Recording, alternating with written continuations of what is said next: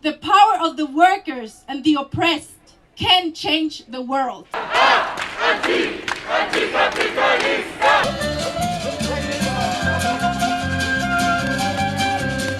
have with me now Anay, a friend and a comrade and a member of Klasse gegen Klasse.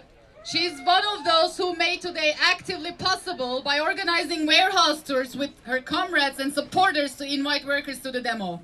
She's been following and supporting our struggle for a long time now. Let's hear her words, now as a precarious migrant supermarket worker, on greenwashing and the situation in her sector during pandemic in parallel with Gorillas' fight.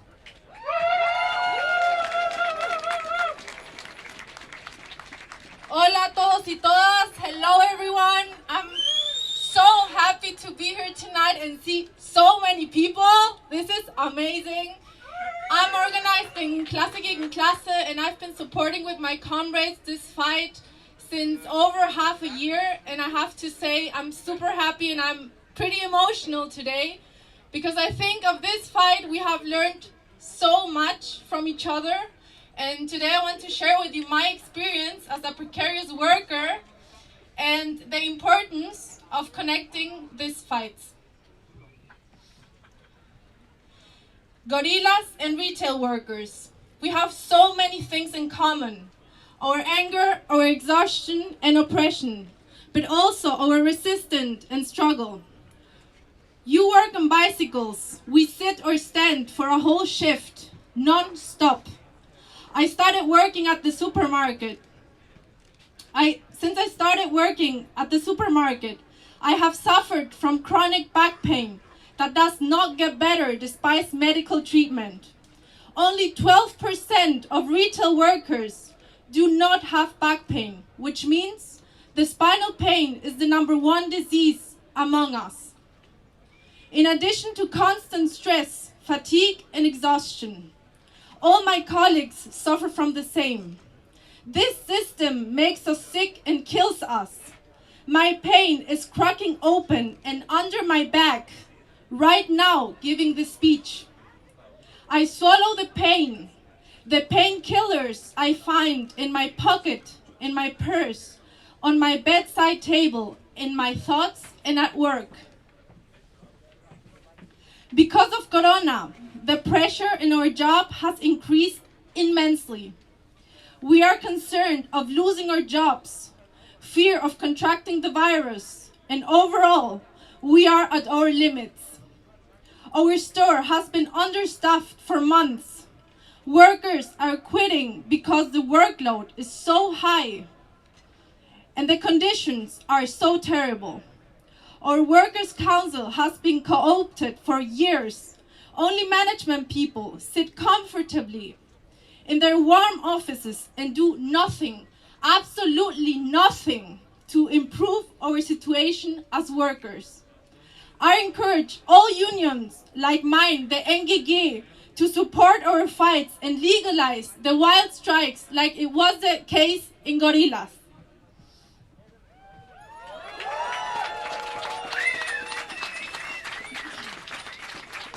Our wages are a joke that keeps us at the poverty line. Colleagues who have worked in retail for a lifetime and should be retired by now continue to work in my store because their pensions are not enough to cover their basic expenses. With ridiculous bonuses, the management and bosses try to appease our discontent and anger.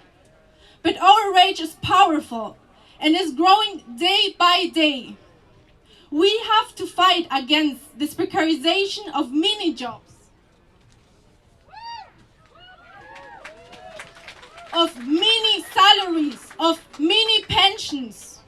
As workers, we should be able to decide for ourselves how we would like to work and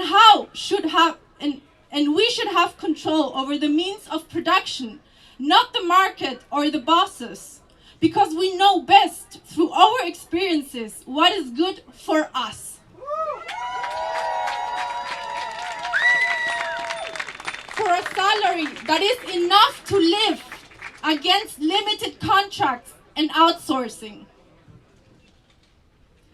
It's funny because people associate organic and sustainability automatically with good working conditions and wages. But that's a dirty lie. I have to move around every day and unpack heavy boxes with green products and promises, which are then sold double, triple the price. For what?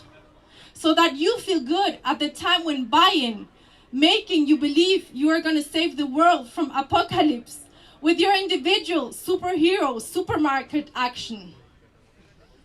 So that the bosses and capitalists fill their pockets while we become poorer.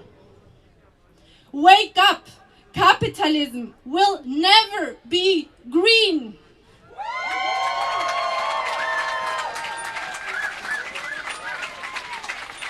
On the contrary, capitalism destroys, kills, and suppresses everything it finds on its way. The myth and nonsense discourse of conscious consumption, sustainable living, this fits perfectly with the neoliberal credo of the rulers. This critique of consumption obscures the real criminals of the climate crisis, exploitation and oppression, which are the big industrial corporation, the states and its governments. Consumer power can change the world, they say. I would put it differently. The power of the workers and the oppressed can change the world.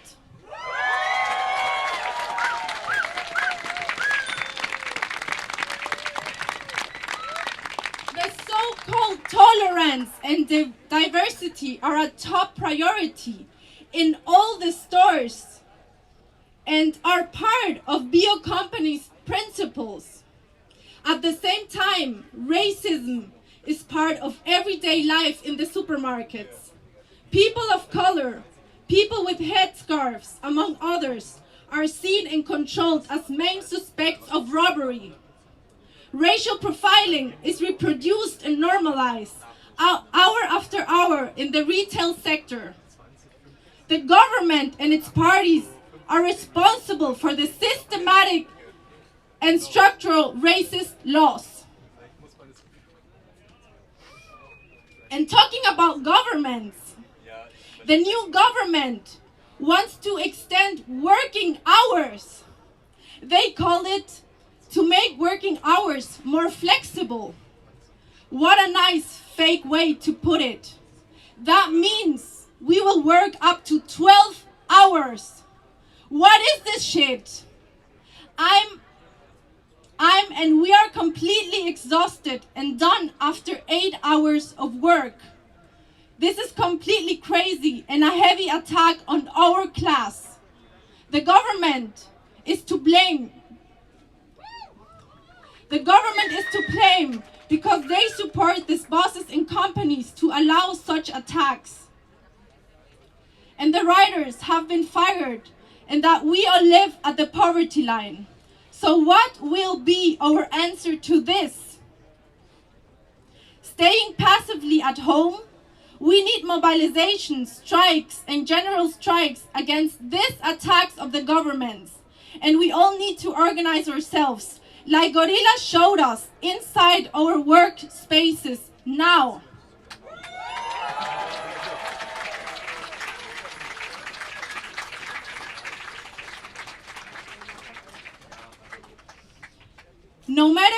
No matter if it is about the topic of rent, we have Deutsche Wohnen Enteignen here, or about the rights for migrants like Migrantifa, or women Flinters' rights, or about fights and strikes. In essential sectors of society like retail, care workers, the hospital movement, or big industrial fabrics, we need every day what is happening here, right now. In this precise moment, we need more political, wildcat, and union strikes.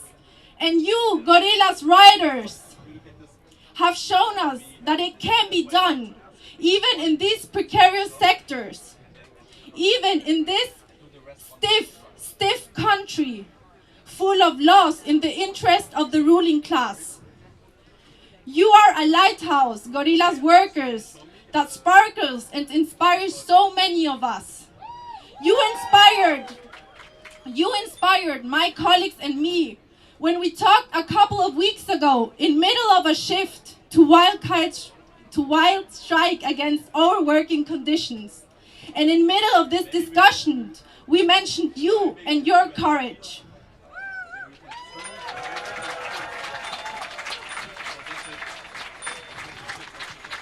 Let us continue growing this alliance and support that we see today here.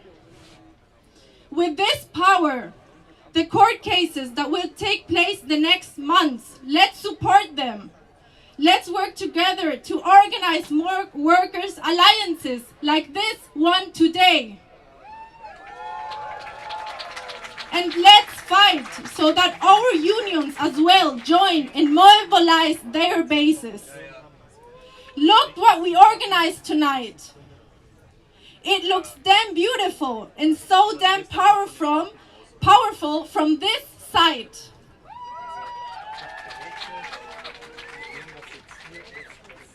We should make this here tonight the new normal, joining our forces and struggles on the streets, creating unity against the attacks of state and capital.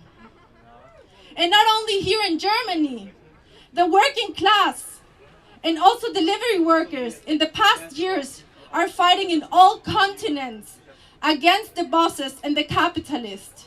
What a beautiful image, don't you think? Because when the working class and oppressed come together, they are unstoppable force. We keep this society running and we have the power to fight for a new one. An injury to one is an injury to all of us. With mine and all of our fists high, we say, workers united will never be defeated. Workers united will never be defeated. Workers united will never be defeated. Thank you.